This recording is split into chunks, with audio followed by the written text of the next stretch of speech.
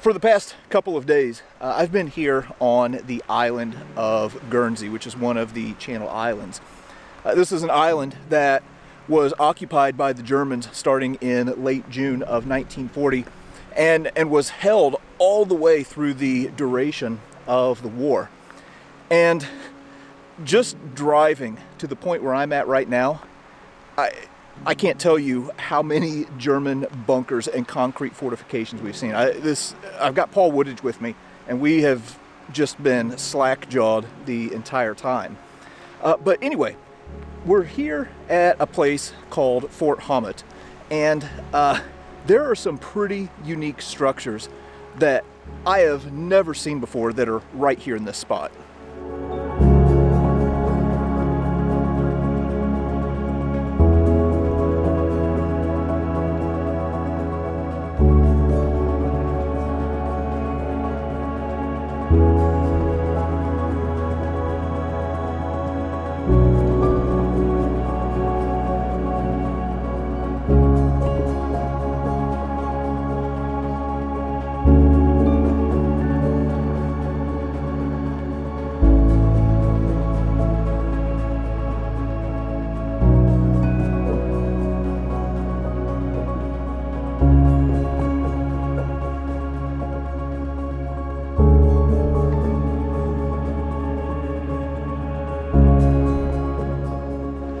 All right, now again, like I said, we're here on the western coast of the island of Guernsey at a place called Fort Hommet. This is a very old location with a lot of history that predates World War II by decades. And I know a little bit about the history of this area, but I'm with somebody who knows far more than me. This is Amanda Johns. She is a local guide, and she is probably one of the few who I would say is a World War II expert on this island. So anyway, she's going to help us kind of navigate this site.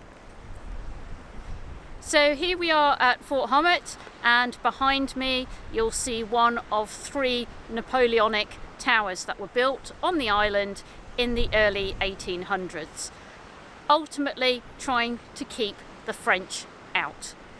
Now, when the Germans arrived in 1940, they saw this fantastic tower, great views out along the coastline, and thought this area is an area we want to fortify. So ultimately the whole headland here is fortified. We have casemate bunkers here, we have mortar, we have personnel shelter, and things really started in 1941 with field emplacements, and then in 1942 with the actual concrete structures. And we're actually stood on top of one of the 10.5 centimetre casemate bunkers here on the headland. We are going to head over here to the site of the original fort in just a moment. But first I wanted to point something out. Obviously we're looking at one of these German bunkers that was built here. This is a 105 millimeter gun bunker. And there are not one, not 2, not 3, but 4 105 millimeter bunkers that were built right out here on this point. There are 2 that are facing to the south, so this would be one of them, and 2 that are facing to the north. And there were other sites that were, other gun sites that were built here, and to Brooks and machine gun posts. Like the Germans just went completely ape wild building forts along the edges of this island.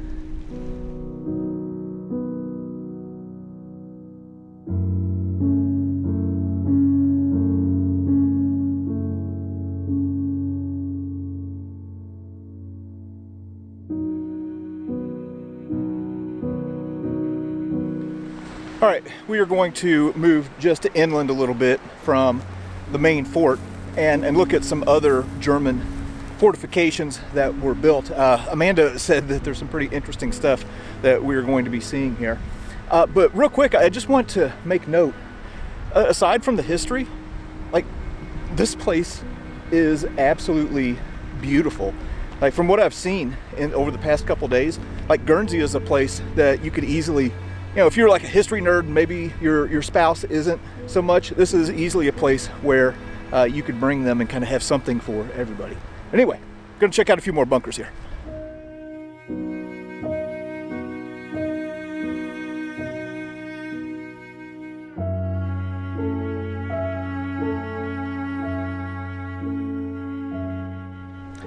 I've moved now to the top of this fort and bunker complex. We're just going to take a little short walk up here, and what we are looking at right here is a Type 543 armored turret bunker.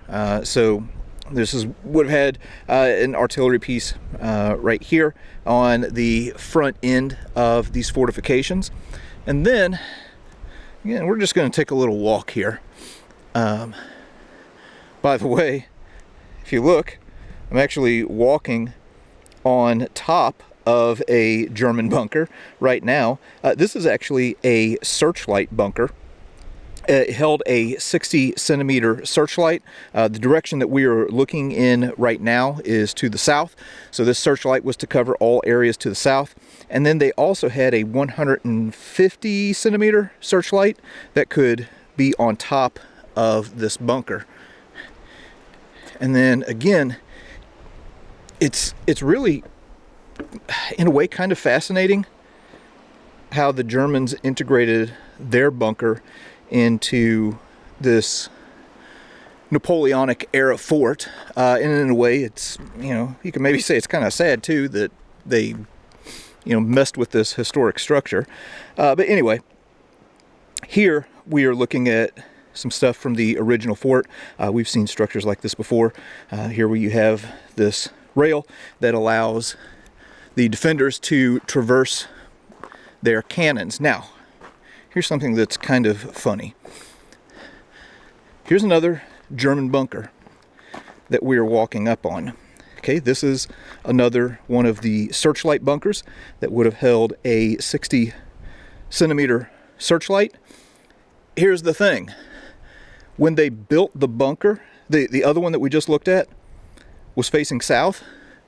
When they built the bunker and put the door in, they also put the door to the south, and it was supposed to face north.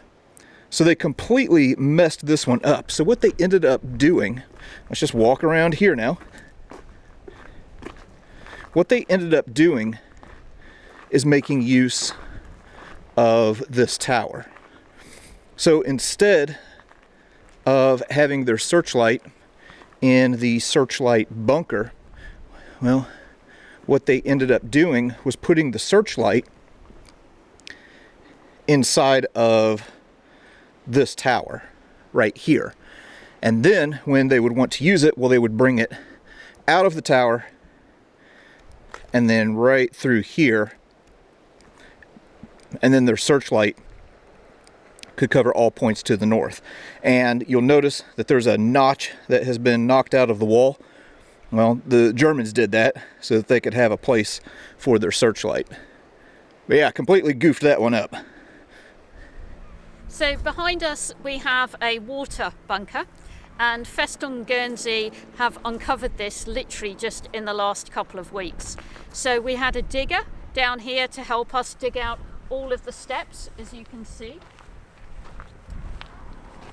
And then we had to hand dig the rest of it because the digger bucket couldn't get all the way down to the bottom.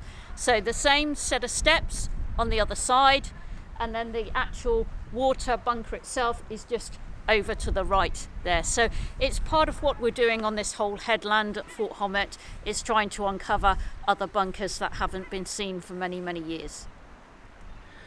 All right, we've moved to inland just a little bit, and as you can see here in front of us, we got this little turret popping up out of the ground. This is the turret to a 50 millimeter automatic mortar. Now, this is something that I am honestly unfamiliar with, and this is at the top of a bunker, as we can see as we are moving around here. Now, this bunker is gated and closed off, but fortunately we happen to know someone with a key. So Amanda's going to pop the gate open on this bunker, and we're going to take a look at what they got inside. All right, we just made our way down into this M19 mortar bunker, and I'm going to go ahead and tell you that I'm guessing that this is going to be something unlike anything anybody has ever seen. Paul and I have just been slack-jawed this entire time looking at some of this stuff. So the M19 was an automatic mortar launcher. Okay, so it's an anti-personnel weapon, and it would have looked something like this.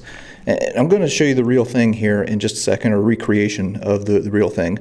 But basically the way it works is you would have a man on bottom, and there would be a conveyor belt of sorts that's bringing rounds in. There's also some that are stored along the wall. You'd have these mortars that were situated in a clip, I guess you could say. And basically he puts it on this loader. It elevates up to this level right here, and then you would have, I guess you would call him maybe a gunner, who is loading the clips into the gun and then firing them off, allowing the Germans, if they were being attacked from the land side of the bunker, to fire off 120 50 millimeter mortar rounds per minute. All right, so making our way into the next room here. If we look here, what we're looking at are some remnants of one of these M19 mortar launchers, or I don't even know exactly what you would call it, but anyway, one of these M19s that is firing these 50 millimeter mortars. Again, for me, this is something new. This is kind of rare. I've not seen anything like this on Normandy or anything else. And then, if we go in here, we got our buddy Paul, and right here, well, those clips that I was talking about that could hold 5 rounds, well, here's an example right here. You ever seen anything like this? So I can't get my head around this. It's extraordinary. Just one little headland here that we're on has 4 10.5 centimeter guns, and these M19 mortars, and 4.7s, and searchlights, and machine guns, and everything else, on an island that was never even attacked by the Allies and saw no action in that sense. And we've only seen a tiny part of a tiny part of a tiny part. It's mind blowing. Right here, we are looking at a real example of one of these M19 mortar clips. Now, this one in particular is holding 6 rounds. And the way that it would work is you'd have, again, your kind of conveyor that is moving the rounds into this room right here. And Festung Guernsey, the historical organization that is doing a lot of work in uncovering and preserving these bunkers, has done such a phenomenal job. Now, somebody went and 3D printed, I don't know how many, hundreds of these 50 millimeter mortar rounds in clips. So the way that it would work is you would have your clips that are right here in these storage bins. You would have a German soldier who is stationed right here, and basically he is taking these and he is loading them into an elevator of sorts and then sending them up to the gun crew that is in the level above.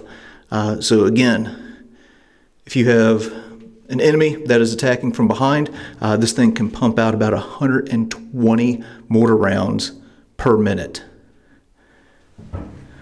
This is unlike anything I've ever seen.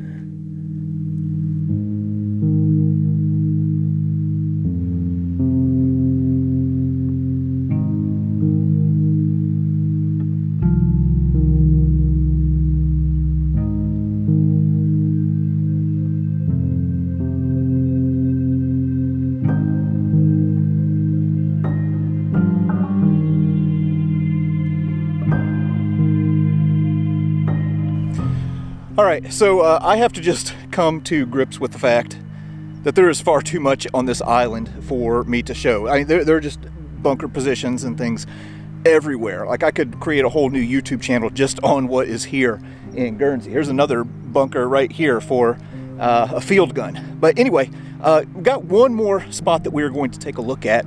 inside the German personnel bunker here on this part of the island. All right, now inside the personnel bunker.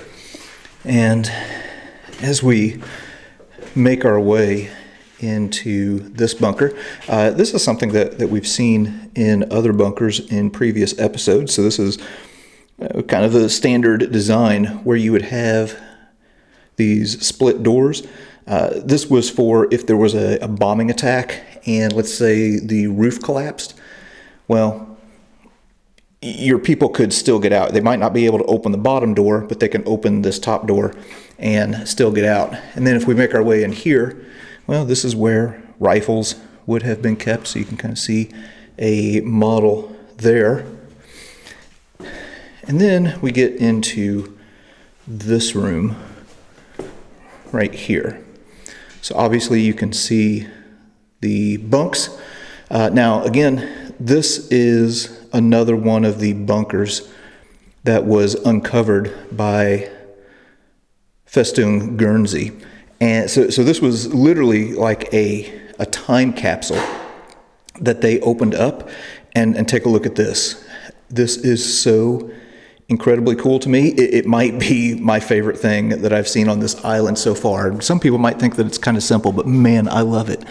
Here, well, we can see where the soldiers who stayed in this personnel bunker kind of put their own personal touch on it. Anytime I see something that has a little bit of personality that has been imprinted on it, I just love it. So here you can see this sword that has been painted onto the wall with this phrase below it. It says "Comrade" something. I'm obviously in a bunker, so I don't have cell service, so I can't use Google Translate, but I'll try and translate that later, perhaps. And then if we go over here, we can see some more art and wording that was put up. Obviously, that's not a real picture of Hitler. That is an actor who played Hitler. Right here, you see this field telephone, and I know what that says. It says, "Attention, the enemy is listening." So telling soldiers to be careful about what they say over an open line. And then take a look at this. Here's some more of this. Just incredibly interesting artwork. Here we see a pair of crossed K98 bayonets. And then another one here with these soldiers who were singing some kind of song here. Again, I don't know exactly what that says. I'll have to figure that out later. And then this is something that probably, as they have interpreted here, was a frame for a photo. So they've added that photo that wasn't already here in the bunker, but this right here is painted on the wall. And then just to make things a little bit more homey and warm down here in the bunker, well, we've got some flowers that are painted on the wall. All right, and then go ahead and continue into the next room here. Here's a little crank for ventilation to get air flowing if need be. And then we have maybe an officer would have been here. I'm not sure. I'm going to go ahead and be honest. And then also some more words that are painted onto the wall. This is so phenomenal.